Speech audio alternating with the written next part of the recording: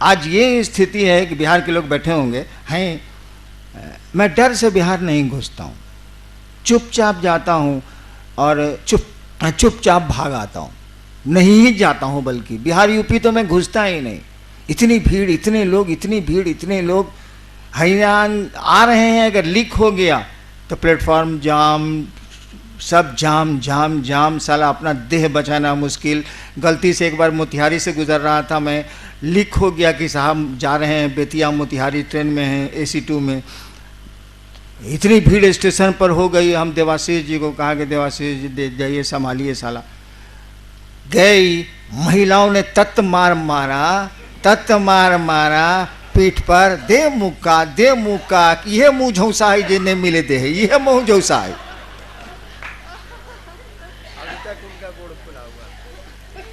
सही घटना। ऐसे टाटा में हो गया, मैं जा रहा था उड़ीसा, लीक हो गया कि साहब गुजर रहे हैं, फिर वहां भी वही स्थिति हो गई।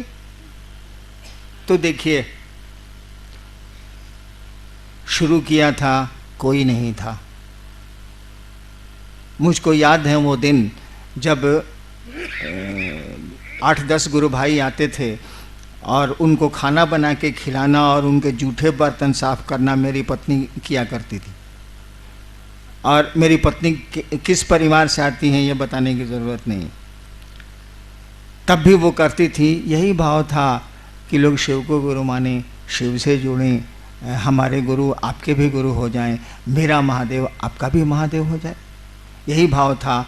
परिणाम तो उतरे। आपकी नीयत क्या है ये बहुत महत्वपूर्ण है, आप चाहते क्या हैं। अगर गुरु चर्चा से ये दिखलाना चाहते हैं कि आप बहुत बढ़िया ओरेटर हैं, बहुत बढ़िया वक्ता हैं, आगे नहीं बढ़िएगा आध्यात्म की दुनिया में। कम से कम एक घर तो छोड़ दीजिए ना भाई साहब, बाकी जो काम करते हैं करिए ना, हम कहां कुछ बोल रहे हैं। वो गुरु सुधारेंगे, लेकिन जिसको सुधारना है उसी को आप सुधारने लगते हैं, भारी मुश्किल है। वो गुरु आपको सुधारेगा, गुरु चेतना का परिमार्जन करते हैं, गुरु शिष्य को शिव से जोड़ते हैं, आप गुरु को ही सुधारने लगते हैं। अजीब स्थिति है आपकी। कौन कहता है कि आप पैसा नहीं कमाइए? आदमी का जीवन है तो पैसा नहीं कमाएगा, अर्थोपार्जन नहीं करेगा, वो करेगा ही क्या, खाएगा क्या वो? लेकिन शिव चर्चा को बेचते हैं, शिव चर्चा में सम्मान खरीदते हैं, शिव चर्चा में दूसरी चीज़ों को सामने रखते हैं। कम से कम वो घर तो छोड़ दीजिए। बाकी हमको कहीं कोई एतराज़ नहीं है, आप कहिएगा मैं बाकी चीज़ें दे सकता हूं, लेकिन छोड़िए तो पहले से ही एक को तो छोड़ दीजिए, उस अपने महादेव को तो छोड़ दीजिए, अपने गुरु को तो छोड़ दीजिए। उन्होंने जो कहा उसको तो ईमानदारी भर करने की कोशिश करिए कि हम इसमें ईमानदार रहें। तब जबकि हमने बहुत छूट दे रखी है, मामूली छूट नहीं दी है मैंने। और मेरी छूट मैंने ही शुरू किया है ना, तो मेरी छूट यानी उस महादेव को, मेरी छूट को तो आदर देना ही होगा, उनको मानना ही होगा, क्योंकि शुरू मैंने किया है। तो मैं छूट दूं या रोकूं, यही लागू होगा। तो कम से कम उस महादेव को तो छोड़ दीजिए। कम से कम एक घर तो, कहा जाता है नहीं कि पहले के ज़माने में कि एगो डाइन एगो घर छोड़ देती। मैं जब श्मशान साधना करता था तो कपालिक साधना में एक बार एक महाप्रेत ने हमसे कहा कि एक फल छोड़ दो। रात के 2 बजे श्मशान में कहा एक फल छोड़ दो, कुछ छोड़ना है, एक फल छोड़ दो। हम सोचते सोचा साला का छोड़े। हम कहा जी ककड़ी नहीं खाएं। हम सोचा कि यह एगो है जिसको छोड़ा जा सकता है, हम ककड़ी नहीं खाएं। तो हो गया, एगो फल छोड़ दो, ककड़ी भी फल है, मैंने फल छोड़ दिया। जब शिव गुरु हो गए तो सतीशवा बक्सर से ककड़ी ले आता था, मैं प्रेम से खाता था, कहा कि मैंने वादा वहां किया था, शिव के सामने थोड़ा ही किया था, मैं प्रेम से खाता था। तो हमको आपको भी उस घर को छोड़ देना चाहिए। जो गुरु कहते हैं उसको ईमानदारी से करने की कोशिश करिए, करिएगा, परिणाम आपको मिलेंगे। मिल रहे हैं तभी इतनी भीड़ है। कितना हुआ, कितने साल बीते हैं शिव चर्चा के, कितना वक्त गुजरा है। अरे कमरे से बाहर मैंने शिव चर्चा शुरू की थी 1990 में, 22 साल न हुआ है। 22 साल में बिहार यूपी में कौन गांव कौन गली बची हुई है जहां शिव चर्चा नहीं होती है? परिणाम है तब ना है। हम लोग कहाँ जाते हैं? मैं तो आजकल निकलता भी नहीं।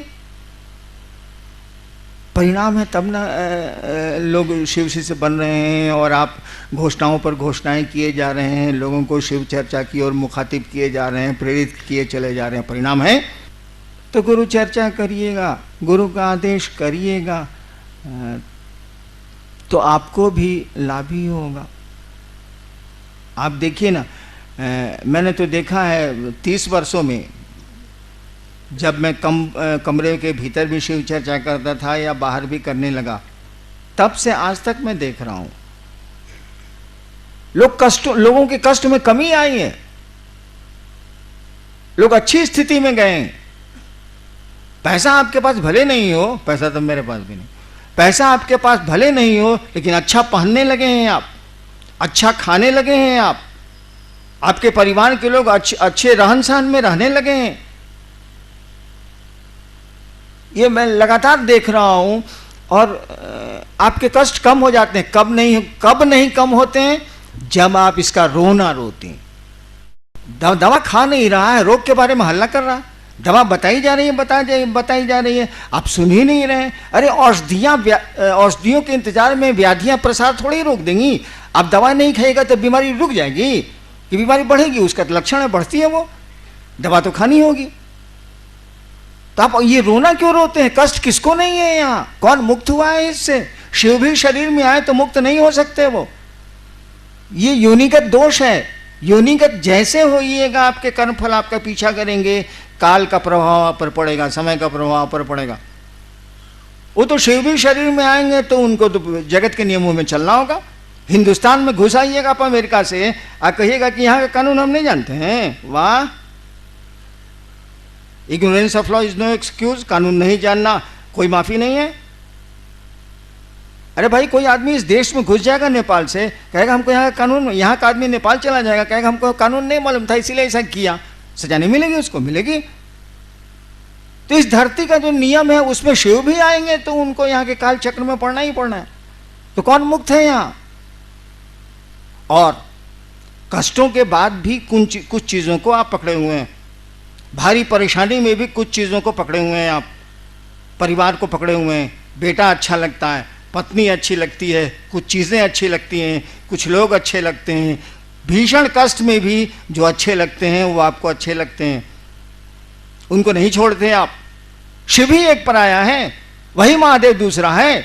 उसी से रिश्ता इतना कमजोर है कि छोड़ दिया जाए, बाकी किसी चीज को नहीं छोड़ा जाए। अच्छे कपड़े साफ पहनना नहीं छोड़ा आपने, नहाना नहीं छोड़ा आपने, खाना अपने मर्जी का खाना नहीं छोड़ा आपने। कष्ट है तो हैं, तब भी आप ऐसा करते हैं, व्यवस्था करते हैं आप। तो आपका गुरु ही इतना कमजोर रिश्ता रखिएगा तो कैसे चलेगा भाई साहब? धरती पर भी रखिएगा तो नहीं चलेगा। तो चलो, इतने कष्ट हैं, शिव भी रहेंगे तो क्या अंतर आएगा? इतनी परेशानियां हैं, एक मेरा गुरु भी रहेगा तो क्या अंतर आएगा? उसी में करेंगे। और करना शुरू करिए ना, वो दुख धीरे धीरे टूटते हैं, खत्म होने लगते हैं। कहा जाता है ना कि बनने में समय लगता है, टूटने में समय नहीं लगता है। एक बार मेरे टीवी में भगवती ने कहा था, मेरे टीवी में, झूठी कहानी, नदी आवा है न बउआ तो धीरे धीरे अह रहा है। वो जहाँ रहिएगा, जहाँ की बोली होगी, जवाब उसी की बोली में आवेगा, वहीं की बोली में आवेगा। मेरी ये भाषा नहीं है, मैं तो भोजपुरी भाषी हूँ। उत्तर आया था, नदी आवा है न बउआ, मन नदी में जब बाढ़ आती है, नदी आवा है न बउआ तो धीरे धीरे अह रहा है। यानी नदी के बाढ़ का पानी धीरे धीरे घटता है, अकबकाओ नहीं। एक बहुत मैं कष्ट में पड़ गया था, डॉक्टरों ने कह दिया था कि इसका कोई इलाज नहीं है। उसी पर उन्होंने उत्तर दिया था कि नदी आवा है न बउआ तो धीरे धीरे अह रहा है। यानी धैर्य रखो, नदी का पानी, बाढ़ का पानी खत्म हो जाएगा, फिर सूखी जमीन मिल जाएगी। तो आप जो आपकी मदद करने वाला है उसी को छोड़ देते हैं आप, उसी को अपने व्यापार का साधन बना लेते हैं। अरे उसको छोड़ दीजिए, बाकी करिए ना, कहाँ कुछ रोक रहा है कोई आदमी? जब रोक ही देंगे हम, आप मान ही जाएंगे हम, तो गुरु की क्या जरूरत है? श्रद्धा आप में पैदा ही हो जाए, संशय का नाश ही हो जाए, तो फिर गुरु की क्या जरूरत है? शिव के प्रति प्रेम ही पैदा हो जाए, तो फिर गुरु की क्या जरूरत है? कोई रोल उनका नहीं है, कोई भूमिका उनकी नहीं है, सब करेंगे गुरु। उसी रिश्ते में आप सेंध मारते हैं, उस रिश्ते को तो बचा के रखिए भाई साहब। हम लोग सारे लोग आपकी मदद करने को तैयार हैं, मैं तो निश्चित ही आपकी मदद करूंगा। बस गुरु का आदेश उनकी नियत से आप करिए, जो वो चाहते हैं वैसी नियत पैदा करिए, ऐसी ही उनसे दया मांगिए, और देखिए जिंदगी बदल जाएगी, खुशियां वापस लौट आएंगी।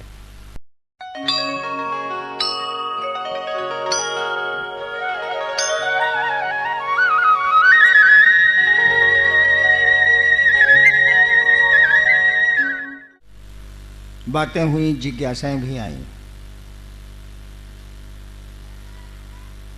मैंने जो देखा या सुना, किसी ने शिवलिंग पर पूछा, किसी ने कहा कि अन्नू भैया सार्थकता बोलते हैं शिव की, शिवलिंग की, साहब कुछ नहीं बोलते। किसी ने कुंडलनी साधना पर पूछा, हालांकि आज विषय कुंडलनी साधना का नहीं था। एक बात समझिए, इस पूरी दुनिया का रहस्य क्या है?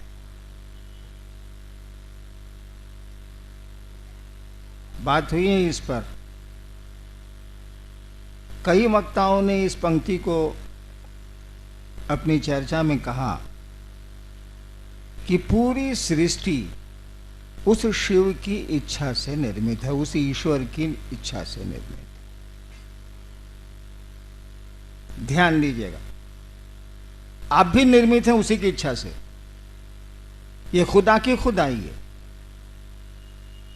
उसकी इच्छा से यहां सब कुछ निर्मित है, चल भी रहा है, टूट भी रहा है, फिर निर्माण हो रहा है। क्या वह इच्छा आपके पास है? मैं महोत्सव में नहीं बोल रहा, इसीलिए समझने की कोशिश करिए। वह इच्छा आपके पास भी है। क्या नहीं बनाए हम लोगों ने, बनाते चले जा रहे हैं। बीमारियों से लड़ने के साधन, रहने की व्यवस्था, आवागमन के नए नए उपाय, आवाम, क्या नहीं बनाए? किस चीज से बनाए? अगर सोचा नहीं होता, अगर संकल्प नहीं लिया होता, न टेबल बनता, न मकान बनता, न हवाई जहाज बनते, न पनडुब्बियां बनती। किसी ने सोचा, ज्ञान लिया, क्रिया की, यानी मूल बात है उसकी सोच, उसकी इच्छा। उसकी इच्छा, उस कहा जाता है कि शिव की इच्छा में तो बड़ा बल है, उसकी इच्छा ही शक्ति है। कहा जाता है शिव की इच्छा ही शक्ति है। शिव शक्तियों से जाने जाते हैं, उसी की इच्छा से वो जाने जाएंगे। वो आप में भी आई है, और बहुत कुछ तोड़ते हैं आप, बहुत कुछ बनाते हैं आप, बहुत कुछ रखते हैं आप, और इसके पीछे एक ही रहस्य है, आपका संकल्प। संकल्प शब्द का प्रयोग इसीलिए किया गया है कि आपकी इच्छा थोड़ी कमजोर है उस ईश्वर से। आप अस्पताल जा रहे हैं, नहीं भी जा सकते हैं, आप सर्कस देखने गए हैं, लौट आ सकते हैं, कोई घटना आपको वापस बुला सकती है, यानी इच्छा है आपकी कि आज सिनेमा जाएंगे, सिनेमा हॉल में बैठे भी हैं आप सिनेमा देखने को, और दुर्घटनाएं आपको घर भेज देती हैं, दूसरी जगह भेज देती हैं, और आपको जाना पड़ता। यानी इच्छा तो है सिनेमा देखने की, लेकिन वो इच्छा टूट गई, किसी ने तोड़ दिया या टूट गई।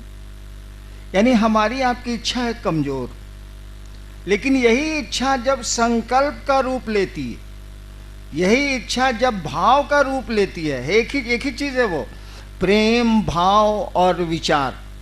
इच्छा जिसको बोलते हैं, इच्छा में विचार ही है, थॉट्स है। वही इच्छा जब मजबूत होती हैं तो आप इसको भाव शब्द देते हैं, है वही। यही भाव जब मजबूत होते हैं तब आप प्रेम या दुश्मनी जो कहिए आप प्रेम का रूप देते हैं, है वही। पानी वही है जो भाप भी बना है, या भाप वही है जो पानी भी बनता है और बर्फ भी, है वही। यानी उस सृष्टिकर्ता के पास जाने के साधन आपके पास हैं, क्योंकि उसने अपनी इच्छा से पूरे जगत का निर्माण किया है। आप अपनी इच्छा से शिव के पास जाएंगे, वो ऊर्जा आपको दी हुई है, वो अस्त्र आपके पास है, वो साधन आपको दिया हुआ है। आपकी इच्छा कमजोर है, इसीलिए कहा जाता है कि इस भाव होगा तो शिष्य बनेंगे आप, भाव होगा तो देवता लभ्य होंगे, भाव होगा तो देवताओं का दर्शन होगा। कुछ नहीं है, ये आपकी इच्छा है और कुछ नहीं है। इच्छा अभी होती है फिर टूट जाती, लेकिन इच्छा जब ठहर जाएगी तो उसके रूप बदलेंगे, उसके परिणाम भी बदलेंगे। रहेगी मटेरियल वही है, सामान वही है, वो H2 वही है, हाइड्रोजन 2 ऑक्सीजन 1 उतना ही है। पानी में, बर्फ में, भाप में मटेरियल तो एक ही है। मटेरियल आप ही के पास, वो इच्छा का मटेरियल है, उसको आप मजबूत